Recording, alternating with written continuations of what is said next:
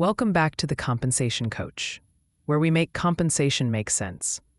In this video, we're breaking down one of the most common and most misunderstood compensation metrics, the Compa-ratio.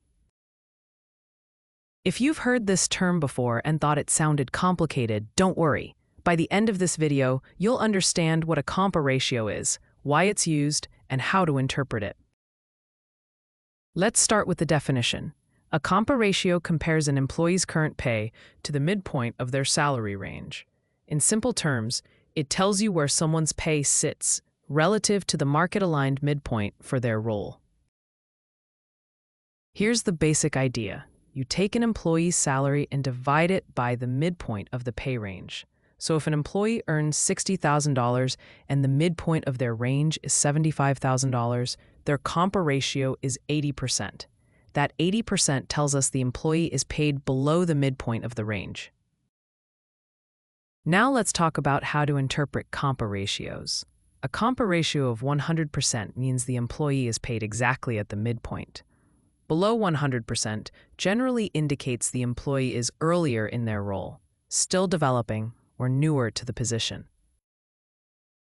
Above 100% can signal strong performance, long tenure, or specialized skills, but it can also raise questions about pay compression or growth potential. This is why Compa-ratios are so important. They help compensation and HR teams assess internal equity, evaluate pay positioning, and make informed decisions about increases, promotions, and adjustments. However, a Compa-ratio should never be used in isolation. It must always be considered alongside performance, experience, market data, and internal comparisons. A lower Compa-ratio does not automatically mean someone is underpaid, and a higher one does not automatically mean someone is overpaid. Context matters. Throughout this channel, we'll use Compa-ratios as a foundation to explain pay ranges, merit increases, and equity decisions, step by step. One important thing to understand is that Compa-ratios are most powerful when they're used across groups, not just for one person. Compensation teams often review average Compa-ratios by job, department, or level to identify patterns. For example, if an entire team is consistently below the midpoint, that may signal hiring at lower rates, limited increases, or market movement over time.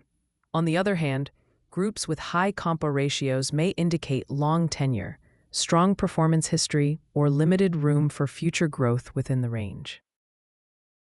This is why Compa-ratios are not just individual metrics. They are decision tools that help organizations manage pay strategically and fairly.